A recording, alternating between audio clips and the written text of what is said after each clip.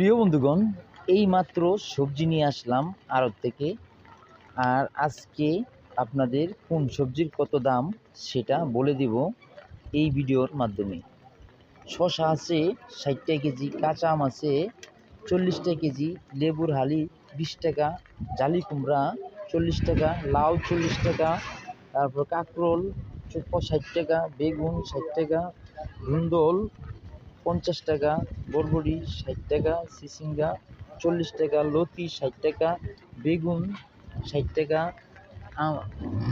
বেগুন 60 টাকা, তারপরে পেঁপে 40 টাকা, কাঁচকলা 20 টাকা, মিষ্টি কুমড়া 40 টাকা কেজি, টমেটো 140 টাকা কেজি, পটল 40 টাকা কেজি, ভেন্ডি 40 টাকা কেজি, আমড়া 60 টাকা কেজি।